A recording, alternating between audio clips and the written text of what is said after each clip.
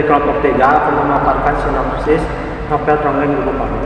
Sebelumnya, perkenalkan nama saya Rizky sebagai moderator dan penyaji 3. Dan di sebelah saya ada Agisha sebagai penyaji 1. Dan di sebelahnya ada Sepra sebagai penyaji 2. Untuk penyaji 1, disilahkan memaparkan sinopsis novel Ronggeng Dukuh Parut. Pada desa Dukuh Parut, ada seorang gadis yang baru 11 tahun sudah bisa menari ronggeng. Dia bernama Serintil, anak yang ditinggal orang tuanya karena sebuah peristiwa tempe bongkrek yang menewaskan banyak warga di Dukuh Parut. Dulu termasuk orang tua Serintil, dan Serintil dirawat oleh kakek dan neneknya Serintil. Serintil mempunyai teman yaitu Rasul, Suwarta, dan Darsun. Hingga suatu saat kemampuan Serintil meronggeng diketahui oleh kakeknya, dan kakeknya menyampaikan kepada Kartaraja dukun ronggeng. Kehadiran Serintil merupakan peristiwa yang ditunggu oleh penduduk Dukuh Parut.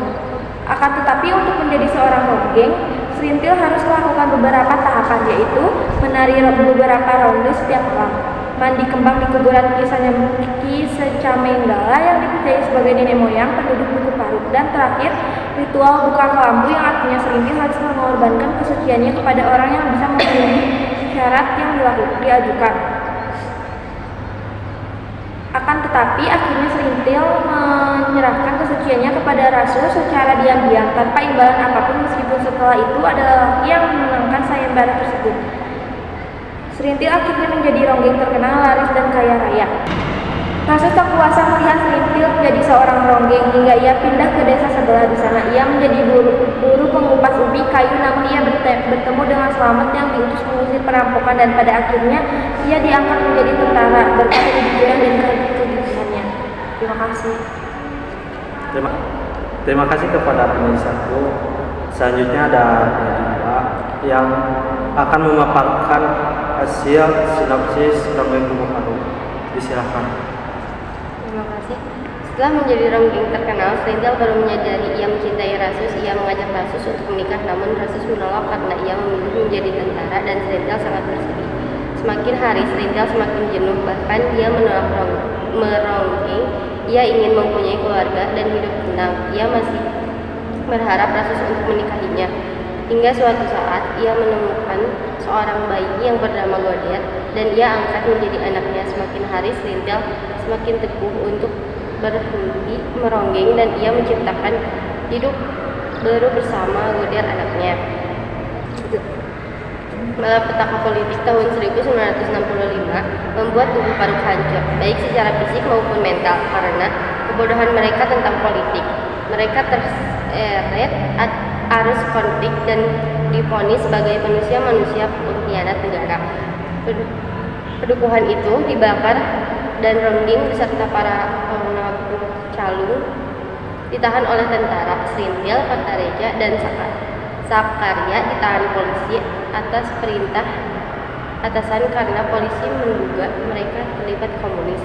Setelah setengah bulan, Kartareja dan Sakarya dibebaskan dengan syarat tetap memberikan laporan 7 kali seminggu. Namun Serintil tetap ditahan, bahkan dipindahkan entah kemana. Selang 2 tahun Serintil kembali ke Dukuh Parut. Entah bagaimana Serintil dapat kembali. Terima kasih. Memaparkan hasil sinopsis Ronggeng Dukuh Parut.